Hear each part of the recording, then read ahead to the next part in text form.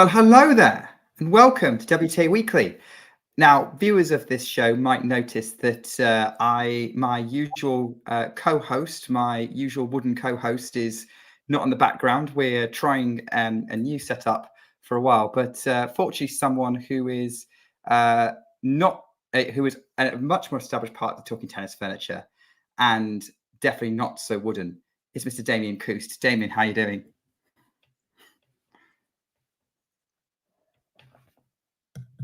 Yeah, we were just joking that today I might be a bit wooden. I've had a crazy day, but yeah, let's chat Toronto. And yes, you just had ATP Weekly. Of course, Andre and Vanch took over and did a very good job. Let's go ahead with the women, and my internet is breaking down right as we started speaking. Fantastic. Well, we'll have to crack on with it. So I just we might have some delays. We'll see what happens. But yeah, I do want to crack on with Toronto. So someone else who wanted to really crack on with Toronto was Jessica Pegula, who successfully defended her Canadian Open title. Obviously, switching between cities, she won it in Montreal last year, and I remember doing the preview to the tournament with Jerome and Miles last week, and I said, well, we're not. They did not mention Pegula. She was conspicuous by absence. So I said, are we going to talk about her? And they didn't seem to have much to say. Well, Pegula proved a lot of people wrong, and this is the kind of run that you would expect from her, given the field of the tournament. And her season started to look more like what you would expect, Damien. Yeah, I think I was doing the stream for took Navarro with Vanch, and someone in the chat was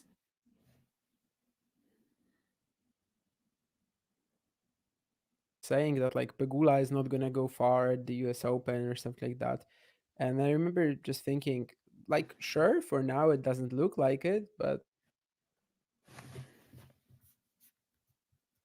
let's imagine she does very well in the North American hardcourt swing, and then it becomes a completely different story. And yeah, just became a completely different story. Of course, she's had a pretty rough season in terms of injuries. Yeah, she's back now. She's been back for a couple of months.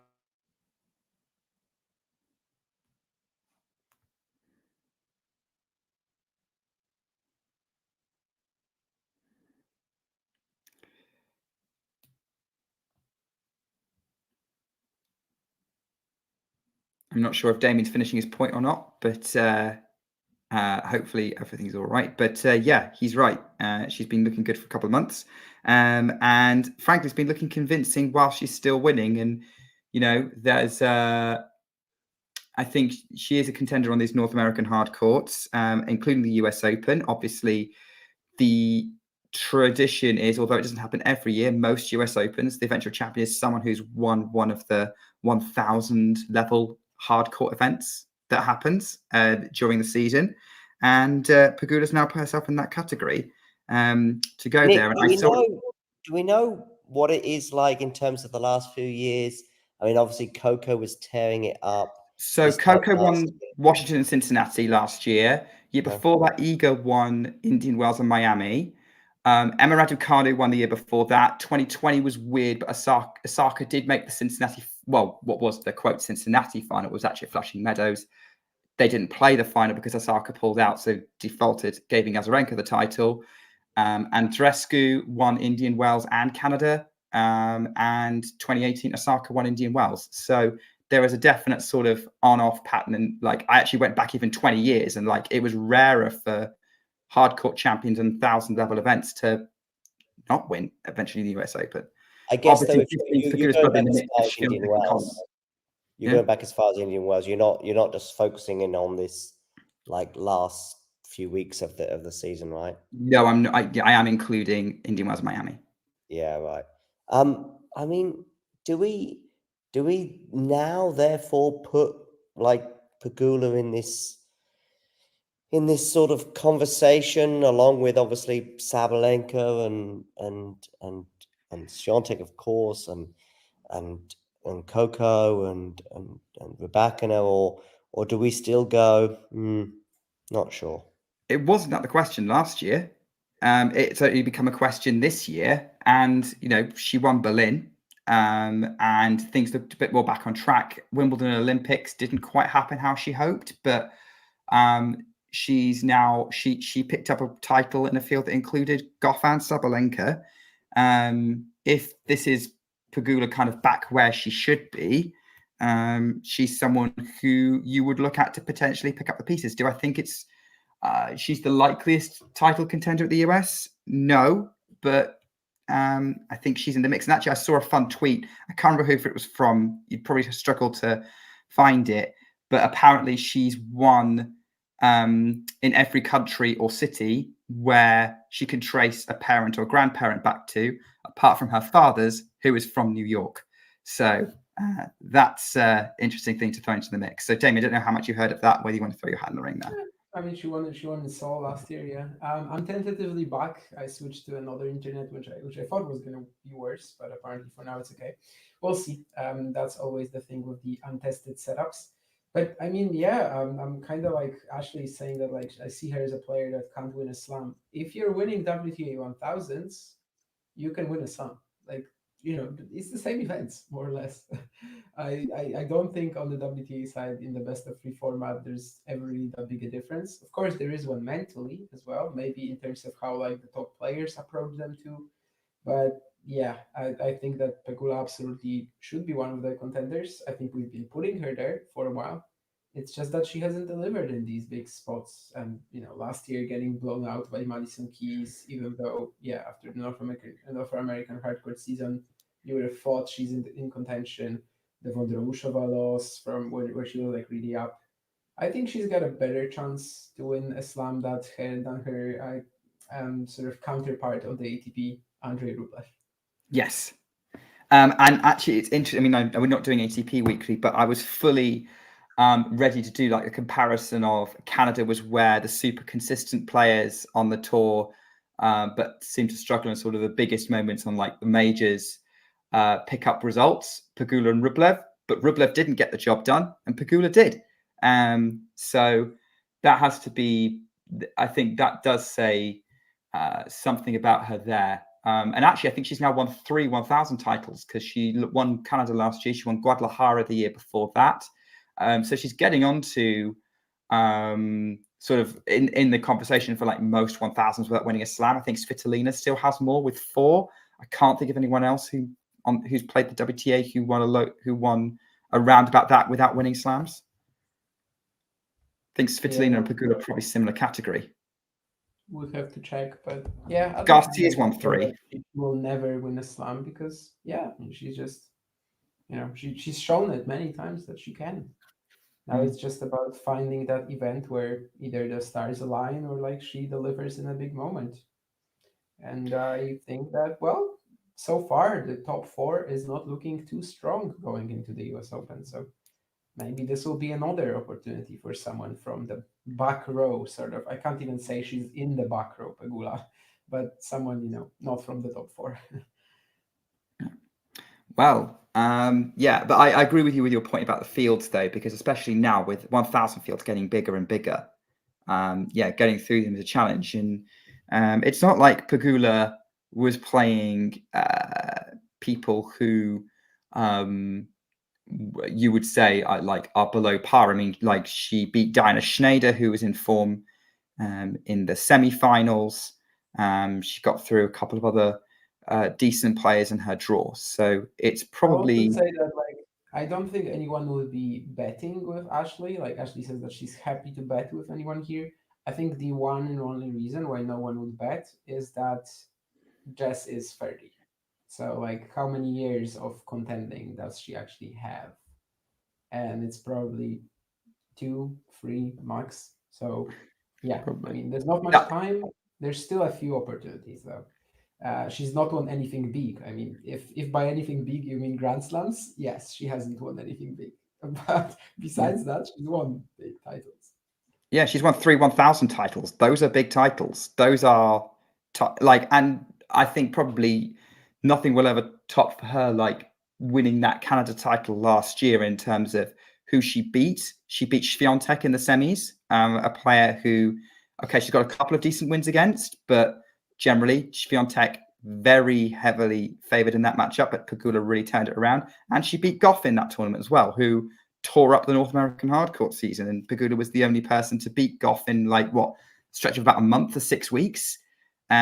So we know what her best level can look like. I'm interested to see what Pegula can produce. And, as you say, top 4 looks fairly sort of vulnerable. Having said that, there does seem to be, Toronto did see a surge of American talent that's going to give a lot of American fans hope for the US Open. It was an all-American final. Amanda Anisimova was there. You had Emma Navarro in the semis, Taylor Townsend in the quarters as well. I'm missing a player and I'm feeling really bad about that. But off the top of my head. So, but yeah, I think that there's potential for some interesting stories from the US side of things going into Flushing Meadows. It does depend on how Cincinnati goes, though. Oh yeah, at some point we had 50% of the players in the draw be American, then 5 out of 8 in the quarterfinals. So there were some predictions made during that Kostyuk Navarro stream that I did with Bunch on the chat. There were a few people who said, I think the winner will be American. And we basically went at them, we basically said, this isn't bold, guys. What the hell are you talking about? But of course, they were right in the end. There was even an All-American final. And there will be lots of contenders from the States in the North American hardcourt season, probably even more than usual. And there's some talk about Świątek winning the US Open here from Swarna. Swarna's convinced Świątek's going to win the US Open. I don't think it's a confidence thing. Like she says that Świątek is not low on confidence. The Olympics was a very different scene. I don't think it's a confidence thing. It's just that, she hasn't really produced at the faster majors, really, other than one title where she was pretty lucky to get through the semis. So, well, she's still going to be, of course, at almost at the top of the field or at the top of the field. But I don't know. I just can't really fathom having that sort of confidence in her winning that slam right now. And only because it's, that court, that slam. Flushing Meadows seems to be different every year. That's the thing. So I guess we'll have to see when it gets started. But as I said, let's see how Cincinnati goes when we get to it. But I guess to move on to stay with Canada, and we talked about the Americans. There was one American, I think, that was pretty close to becoming the story of the tournament, and that is Amanda Anisimova making the final. Was probably the neutrals' favorite in many ways. I think the conversation around her would have been very different had she won that match with Pegula. I think Pegula was just kind of handled the match a bit better in the end, especially in the final set. But she Anisimova kind of showed that when she's on, she's unstoppable. But like with all big hitters, the key is sustaining it. Yeah, and the key has also been the avoiding the injuries, avoiding the mental health issues that she's had over the years, right? But these last 2 weeks give you a lot of confidence that she's back, if for lack of a better word. It's definitely the best tennis we've seen from her in a while. I know she was in the Australian Open 4th round. I think in 2022 as well, she had some major sort of glimpses. But these last 2 weeks have been incredible. She lost to Dolhide, then she avenged that loss. She beat Sabalenka, which is very important. I feel like generally speaking right now, if we're looking at the sort of state of the WTA, you always look for these wins against Sabalenka, Rybakina, Świątek, Gov as the most important ones. Of course, she has a very good head-to-head record with Arena, but I don't know. Is it like a major matchup issue or something like that? Probably not, right? She's just one of the few players who have the talent and the ball striking to stand up to Arena. She did once again. And she's always been fantastic. Oh, yeah, I absolutely forgot about the mic. Yeah. As I said, untested setups and stuff like that. My mic will be on and up and running very shortly. Yeah, I absolutely did forget about the fact that I have to hold my mic here. So yes, it was connected, but was just lying, like somewhere at in the back of the room. Yeah, there you go, ladies and gentlemen, the levels of professionalism on Talking Tennis from 3 people who are half asleep, and I am including the producer here as well. But yeah, you're right with Anisimova, and I think we got a bit sidetracked with the mic there. But yeah, I would agree with you. It's a very impressive performance. As you say, with a lot of the factors you talked about, with sort of her health, with obviously her ranking at the minute, and that sort of, again, I kind of go with great if you're a big hitter, but great if you've got the weaponry, but you've got to find a way of stringing it together on a regular basis, like Sabalenka does on the whole. So it's hard to predict kind of what her next steps will be. And I think it kind of, in many ways, the situation doesn't change that much for her, other than we hope that she ends up being a factor and brings some good tennis in future events. And she's going to hope that she's a factor at the US Open. Yeah, I mean, as you said, hard to predict, but obviously she's kind of had that consistency, or at least had more of that consistency in the past, before all the problems. So yeah, it's all about getting that back. These last 2 weeks have felt like getting back up to where she was for sure. Of course, she still has to back it up, but I would not put it past her. When healthy, she's obviously still elite. And well, let's talk honestly. The big guns is Mira Andreeva. She's going to win the US Open. Some great predictions flowing in the chat, that's for sure. Yeah. Well, tell you what, let's talk about Sabalenka. Because I think it's a good time to talk about that. Because yeah, we mentioned a few times comparing Anisimova's game to her. Obviously Anisimova had to beat her in the process. The way I'm kind of seeing it with Sabalenka at the minute, and I would love to get your thoughts on this, is I think she is in an interesting situation coming back from injury. I think it's hard to say whether she's still finding her range, but it's still not worth panicking yet, because this is still very similar to how she was kind of post Australian Open and the gap she had to Dubai, going out early there, struggles in Indian Wells, Miami, Stuttgart, and then turns it on in Madrid. And then the only person beating her at that point, until she got injured again, was Iga Swiatek on clay. Aryna Sabalenka on a hard court, if somehow she turns it on at the US Open like she did at Madrid, that changes everything. And I don't think we're in a position to say that's not going to happen. Oh, yeah. I mean, I think since the Australian Open up until the clay season, I think she was probably in a worse spot. Like there was nothing, let's say, apparent that was really wrong with her physically. Yeah, sure. I mean, she withdrew from the Olympics here. She had that shoulder problem at Wimbledon. I mean, that made her withdraw from Wimbledon. But the last 2 weeks, she's back looking healthy. I mean, was Aryna Sabalenka playing something spectacular before last year's US Open? Probably not. And then she shows up there, and you just kind of know right away that she's going to be a massive threat. Like literally from probably her first 2-3 rounds, you just kind of, it seemed like a foregone conclusion that she's going to make the semis, the final.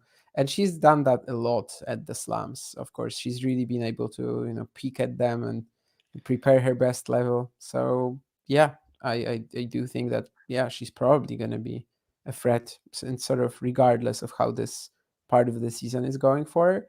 And it's not going that poorly. I mean, sure, 2 losses, Washington, Toronto, but she's also posted multiple wins at all of these events. I think it's fine. She definitely isn't playing worse than last year around this time. So, and even your memory is better than mine, but if I remember last year, her draw wasn't too much of a challenge. She had Zheng Qinwen in the semi-finals, in the quarterfinals, and at the time, Zheng was a good matchup for her. I'd be interested to see if that remains, if Zheng gets some confidence. And it was actually Madison Keys in the semi-finals nearly beating her that caused her to switch something on. but that's kind of my memory of last year's US Open. So, arguably, she left it pretty late in some ways, if my memory is correct, which, yeah, that's what I'm going off. And, with this one, there were still positive signs coming out of this tournament. I mean, she beat Katie Bolter after a slow start. She took control of that match. Goff went out. Sabalenka looked set to be the heavy favorite to win the title. And I know, like you said earlier about Anisimova not being, you're not convinced about that being a bad matchup for her, but the head-to-head suggests otherwise. I mean, well, obviously, like I just think that Anisimova is elite enough as a talent, where like she is able to hold off Sabalenka in a way that most players aren't, especially on the backhand side, maybe. So, it's not the most pleasant matchup in the world for her, but I also don't think these two players are like so different in terms of their quality that this would kind of count as like a horrible matchup or something like that. That makes sense. Obviously, we know what Anisimova's reputation is, mainly based on that French Open run from 5 years ago now, but she was very young at the time. Maybe that Osaka win in the Australian Open a couple of years back. It's not like before the French Open, though. Like, it's not like she just came out of nowhere and made the French Open final, right? I mean, she was a highly touted prospect, and that kind of still remains. Yeah, it doesn't make her less talented. I guess in my mind, the question would be, what is the difference between, why do we talk about the Anisimova-Sabalenka matchup differently to the Swiatek-Ostapenko matchup, or are they in the same category? Interesting question. I'd like to see at least one more Swiatek-Ostapenko, honestly, because like if we're thinking of Anisimova-Sabalenka, 2 of their matches were also 2019. Then Arena, of course, starts getting it back. This year they play at the Australian Open, and it's actually somewhat comfortable for her as well. So I think with Ostapenko-Swiatek, we also have a similar situation. Like there's a few matches at the beginning of the rivalries. I think we've said many times that like Swiatek pre-2022 and post-2022 is like a completely different player and completely different head-to-heads, really. So yeah, I mean, I would like to see more in that one, especially. I think what I've seen of the Anisimova-Sabalenka matchup tells me that it's probably going to be, somewhat even from now on, if Anisimova remains healthy, if she remains sort of, if she can use her potential to the fullest. Yeah. Tell you what, whilst I'm thinking about sort of weird matchups, what's your take on the Vekic-Sabalenka head-to-head? Because that's also similarly weird in comparison, similar category to these other two that we mentioned. Yeah, I mean, I've said it a few times on the show. I think that like I don't really believe in that too much. Like if they met at Wimbledon in the second round, who would be the favorite? Who would have been the favorite if Arena played? I mean, Arena, right? I mean, still. Gosh, yeah, I'm just, and all the weird WTA matchups are like the sort of like, that's interesting. Kind of against sort of the top player, because Rebecca's got one as well with Samsonova. Somehow Samsonova seems to be a bit of a block for her. I think Kasatkina is a lovely one as well. But that makes sense, actually. Like that I can kind of imagine. Like Svitolina is like really blowing away all the other counter punchers, but I don't know. This like, sort of like blow for blow matchups like Sabalenka Vekic. I'm not really sure why she's losing to her so many times. And again, this is a matchup that has kind of started turning over the years. When they played in Australia, when it was like a very important match, she handled that. Sabalenka got the job done. Yeah, she really did. She got that. You're absolutely right. And I think maybe Vekic is better at handling those occasions now after Wimbledon and the Olympics, but I guess we'll have to see. But yeah, food for thought. Everyone in the sort of the elite, the sort of the WTA top group that we're looking at has a weird head-to-head that when you look at it, go, how is that possible? But the other person seems to be able to step up against them. What's the weird Coco Gauff head-to-head? I mean, okay, maybe Coco Gauff doesn't have one. I'm trying to think. Can't think off the top of my head who Gauff's is, but obviously you mentioned Rybakina's. And it makes sense with Samsonova because they play similar games. Speaking of Gauff, it has to be said, I think she was openly saying that she didn't have high expectations from Canada. And probably that was for the best, given obviously she went out in the last 16. I mean, Dana Schneider's probably not a bad loss, given how well Schneider's playing at the minute. Does seem to be throwing some really good results together this summer.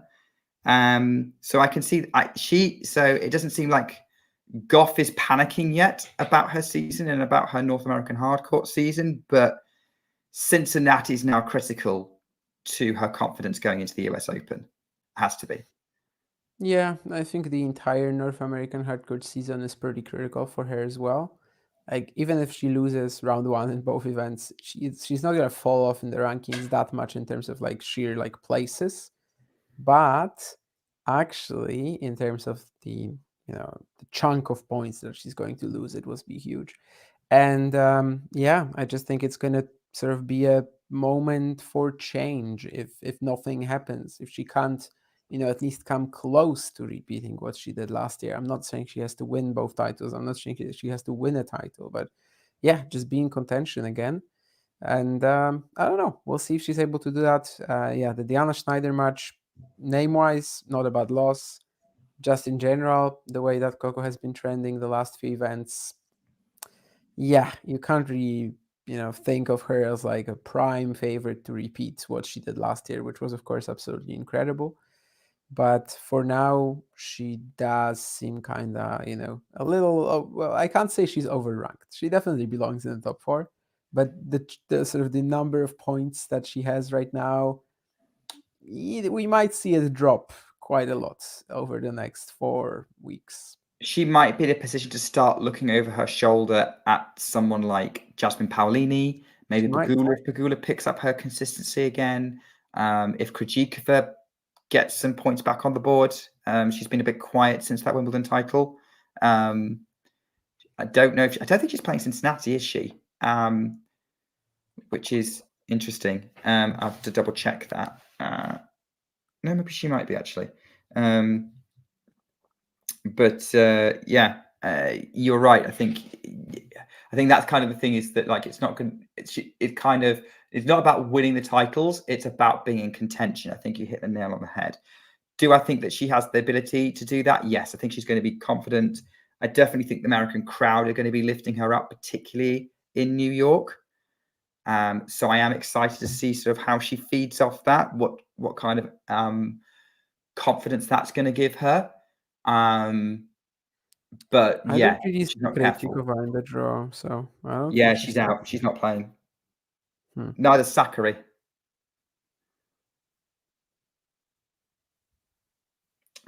Which is interesting.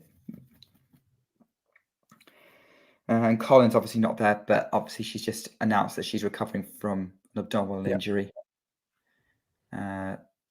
So not wanting to compromise what will be her last US Open. Speaking of Cincinnati, the top 4 are all back. This is going to be the first event since Roland Garros that all 4 are going to be there, because we were missing. We're missing Swiatek from Berlin. We were missing Sabalenka from Wimbledon, Sabalenka and Rybakina from the Olympics, Swiatek and Rybakina from Canada. We now have all of them playing in Cincinnati. I know there was some doubts about Rybakina, but she seems to still be in the draw. She's not pulled out yet. So, what are the doubts, Rybakina? I heard that she cancelled her practice. Oh, okay. Like yesterday, but let's see how that develops. But yeah, I think this is the event where like we finally got the top 4 back, and this is going to be the event that we're all going to be using to get the best read on what the US Open might be shaping up to be. But how much can we read into the US Open from any results that we get? Well, I mean, with Rybakina, even if she wins Cincinnati, we're still going to feel like we're on a bit of a ticking bomb, and just waiting for her to announce that she's ill and she has to pull out of the US Open. So with her, definitely not. I mean, Cincinnati is probably the worst WTA 1000 for Świątek. So again, I mean, she's already, been like destroyed in Cincinnati in 2022 and then won the US Open. So probably not that much. Golf last year, though, won both events. So I guess you can do it. But yeah, I mean, I think it's definitely going to be a conversation again, sort of regardless of how Cincinnati goes, going into the Slam, top 4 or not, basically. Is it going to be one of these 4 players, or is it going to be someone completely random? And I think the entire year we've been in this scenario where, like, if the top 4 lose, we can get, like, just a winner that's absolutely out of nowhere potentially. And then, yeah, that's kind of been the whole thing. Świątek Cincy, that's against Madison Keys, 2022.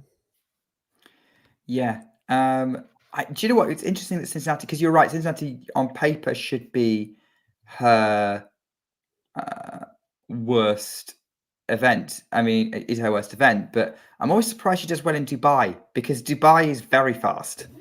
Does she? I mean, well, she made semi-finals. She doesn't win it, but she goes relatively deep. Yeah, she goes relatively deep. We got she's not completely useless on the faster court, right? It's just she hasn't really won that many titles on them, though. Mostly that US Open run 2022. Thoughts on how far Vika can go at the US Open? What do you expect from her? She won a few matches in Toronto, right? But I don't think the quality was that high. The Stearns one, but even the one that she won, who was it against? Just the round before she lost. I mean, the run that she had in 2020 is looking pretty unlikely. That's what I'm gonna say. This without season, the draw, that's where I can end it. Yeah, I agree with you on the draw. I think it's going to depend on the draw. Thank you so much for the £5, by the way, Jake. For the Milan, donation. yeah, Milan, yes. I think for me, it's interesting. Vika this season, unlike a lot of her previous seasons in the last sort of 10 years or so, for one reason or another, has actually been stringing together tournaments where she's getting at least 2 or 3 wins. So draw dependent, provided she doesn't get a horrendous player on a horrendous draw, she's against a young player on form or a seed on a rapid rise or an early meeting with a top 4 player. I could see her making 4th round, getting 2nd week. I don't think that would be unrealistic for her. Yeah, I think her ranking basically won't allow her to play a top 4 player before the 4th round, right? So yeah, that makes sense. That's kind of what she's been doing recently. Playing pretty well, losing to the first kind of either in-form opponent or a very high-quality opponent. Yeah. That's, to be the benchmark player isn't necessarily a bad position to be in. I guess with kind of Cincinnati at the minute, normally we might look at the draw and we might kind of go, okay, well, who are the threats to top 4? But with the top 4 looking also shaky, it does feel a little bit like Cincinnati could be anyone's game. But then saying that, this is the exact moment the top 4 could lock down and kind of get 2 or 3 of them in the semi-finals, and then it's a whole different story again. It's like business as usual. I am very curious to see what kind of sort of boost Xiangqin Wen gets from winning Olympic gold and what that does for her confidence. Yes, it's on clay, but she showed in Australia she's very comfortable on fast hard courts, and Cincinnati should suit her as well in that respect. And I'm interested to see what she can do here, because I would not be surprised if she got herself in the semis. Yeah, I mean, last year I think she played pretty well in Cincinnati going into the U.S. Open as well. I do think that there's a huge part of her game that's like kind of going to be a lot better on clay courts. You know, the way she adjusts as well, but the heavy topspin on the forehand as well. It's not really, you know, where it shines. But yeah, she already did it well in Cincinnati last year. She is a confidence player in a way, for sure. I think that last sort of that patch that she had more or less in Cincinnati in 2023 up to Australia, really, like that was something, you know, like 4 or 5 months she's almost unplayable. So that can happen to her after a big win. And yeah, she's definitely one of the stories here. I would probably maybe look towards her more at the US Open, maybe than Cincinnati. Although I also hear that the courts in Cincinnati don't seem to be playing as fast as before. So maybe we're gonna have some different turn-ups here and different players stepping up to the plate. But yeah, certainly the Olympic champion is always going to be one of the main stories going into the swing. Yeah, Brazy, I think we already saw Poperin's seeding, right? I mean, it's just this title. It's the best he's ever gotten, and it's probably the pinnacle of his career. That's kind of where I'm gonna leave it. Unfortunately, for those who are asking ATP questions, ATP Weekly has come and gone. This week it was with Vanch and Andre, but the good news is you can go back and watch that episode. It will be on YouTube, and you can leave us a comment, let us know what you think, and our team will get back to you. Everyone's hearing different things about Cincy's service speed. Obviously, that sandpaper thing, that sounds too much like Indian Wells. I think that. Are you sure that you just didn't sort of like hear something about Indian Wells? Because everyone always uses the word sandpaper when it comes to Indian Wells. I mean, if that's the case, Iga Swiatek fans are going to be jumping for joy. Yeah, she loves that Indian Wells court. It's the best tournament really for the Iga and Carlos podcast. You know, the Indian Wells Masters. I mean, both of them just absolutely love these conditions. And yeah, generally speaking, Cincy is very fast. I've heard that this year it's a little different, but Swarna says the other way. That kind of very nicely represents the debate that we have with court speed time and time again. That yeah, some players will come out and say, "Oh, this is so fast," and you know, I can't really like, you know, keep up. And then the other player will come out and say, I cannot hit through the court. Yeah. And a lot of that's going to be about how players are feeling as much as how the court's actually playing a lot of the time, which I think sometimes the players are not necessarily always the best people to kind of base this on. You'd have to ask all of them to kind of share it really and see what the aggregate is. You know, the onlookers are the best. Yeah, so there you go. I think this might be a short one this week, guys. Because I think obviously we've kind of covered the big stories off. And you know, I think with the Olympics, the way things have fallen and people's schedules, the kind of stories around US Open and whatnot are only just starting to form, which is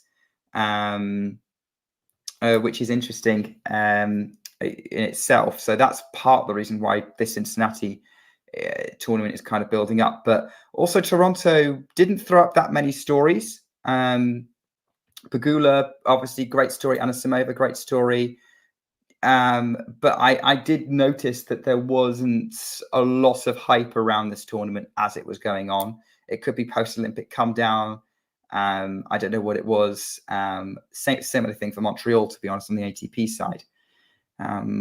But yeah, there's certainly, I wasn't seeing as many posts on social media going, "Oh, that was an amazing match," or building some hype for whatever. So yeah, it's been an intriguing week. I'll say that though, and still some good stories worth talking about.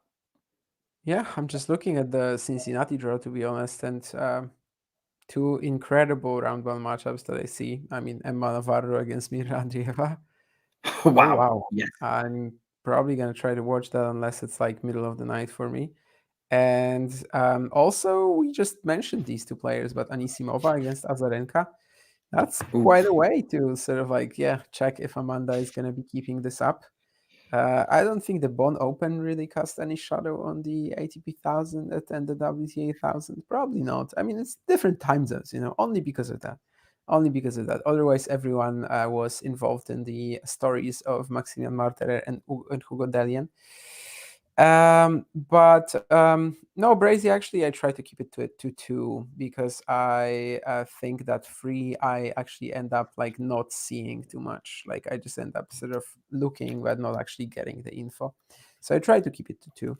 Oh, and Anisimova drew. Okay, in the draw that I was looking at, she actually was still there. But actually, one more topic, and someone mentioned that earlier. Naomi Osaka, sort of where is she headed? I don't really know at this stage. And she will not be getting a lucky loser spot as she was not even seeded for the qualifying. That was the question that someone asked earlier. I think Ashley, but not Partridge, but the other Ashley. However, I mean, I did a commentary maybe on, I think with Vansh on Jaber, Naomi Osaka.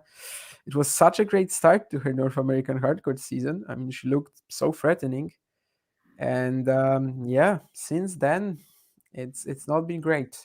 And I really have no clue what to think about her right now, going into the US Open.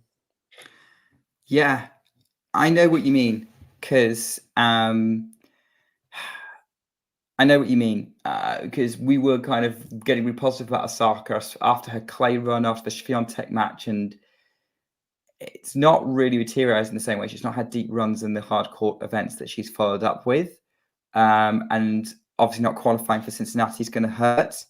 And suddenly, this has put things back into question. I think we were looking at her maybe doing something special. I'm not saying she can't, because Osaka is also the queen of coming out of nowhere. She did and doing something to a certain extent, but that's what it's going to have to be. It's that she's going to set up and she's going to have to come out and have a point to prove. And based on form so far, it's not really happening. So we'll see with Osaka.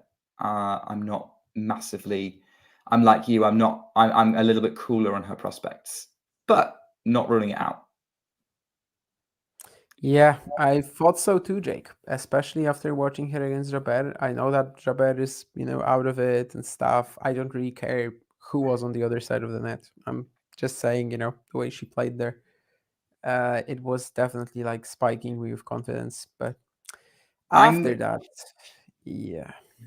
I'm just having a look at sort of what's happened today, because Cincinnati has started, obviously. Yeah. We've got Pliskova through. Kostyuk beat Mertens in 3 sets. Lulu's son beat Lunda Noshkova in straight sets. Qualifier, obviously didn't see her in the draw originally. If we get a Swiatek Sun match on a fast hard court, that could be a problem for Iga. If Sun doesn't make too many unforced errors. Donna Vekic is a breakdown in a deciding set to Ashlyn Kruger, who beat Naomi Osaka in qualifying. So we just talked about her. Kochereto, she's going to set up against Robin Montgomery, and Daria Kasatkina straight headed Katerina Alexandrova. So the counter puncher wins that one on the fast court. And yes, it can confirm Anisimova has withdrawn from Cincinnati.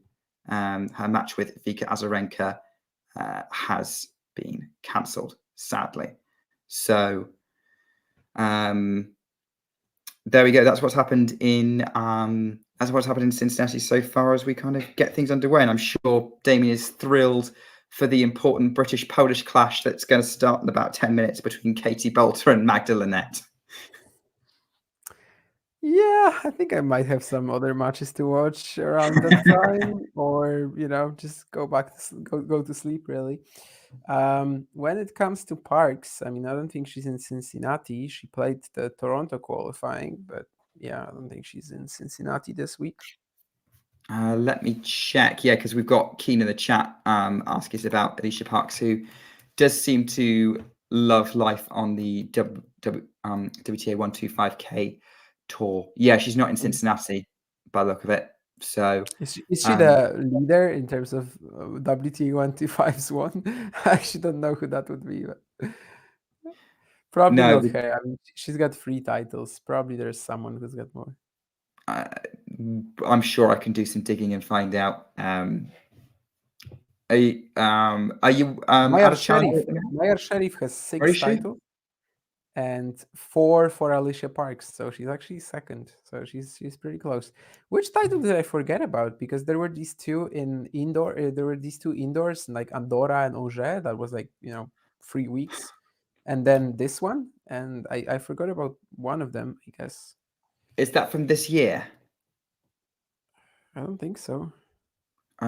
It might be somewhere else. Yeah, I can't remember either. It is this year, of course. Gaiba on grass. Oh yeah, yes, of course. Yeah. Anyway, yeah, she is second on the all-time list. I mean, I kind of said all-time in quotes because the WTA 125 category isn't exactly that old. I mean, it's like 2012 or something like that. But yeah, apparently Alicia is second, so she is a WTA 125 specialist. I mean, look, you could probably think of some equivalents on the ATP Challenger Tour, right? Which is obviously your what you know best, like people who kind of. But I have to say that because you don't really pay that much attention, right, to the categories. Like, if it's a 75 or a 125, it's kind of still a challenger title, right? And on the WTA, because the ITF hosts anything below a 125, you kind of have a lot of people like looking at it differently and players saying that I've gotten the WTA title, and the question of like, is WTA 125 actually comparable, which it's not to the main tour really. But yeah, I guess in challengers the numbers are just going to be very different because the pool of titles you can win is so much bigger if we're counting 75s, 100s, 125s and stuff. Yeah, you're right. It's such a different structure on the WTA side. It's difficult to kind of count. Keen and asking who the WTA version of Bublik is. Probably Putintseva. Fellow Kazakh. Yeah. Who's like kind of very weird, lots of trick shots. Do we have any like trick shot masters on the WTA tour right now? Ons was that for a bit. Ons, I guess. Yeah, that's kind of the only one really that comes to mind. Yeah, but she's probably made the most of her talent a bit better than Bublik has. Anyway, and yet there are still regrets. There are always going to be regrets. There are going to be, whereas Bublik probably doesn't have many. Yeah. Not any big ones anyway. I think I should thank you, Damien, for coming on and talking through all things WTA with me this week.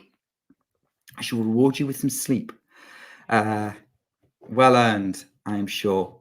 So I want to say thanks everyone for watching as well. And it's been fun being able to do some chat questions this time. And we'll be back after Cincinnati, whenever that is, to wrap up all the stories from there. Can the big four reestablish themselves? Sorry, top four. Should never use the word big four. That was a slip of the tongue. Yeah. Can the top four reestablish themselves? Or are we talking about a new title winner? Join us for the next WTA Weekly after Cincinnati all wraps up. We'll be bringing you plenty of streams from the tournament. But I want to say thanks everyone for watching and listening. Take care and keep talking tennis.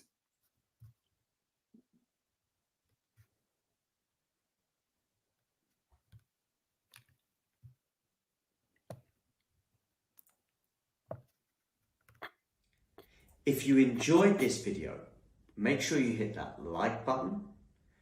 Don't forget to subscribe and click that notification bell so you don't miss out on all things tennis.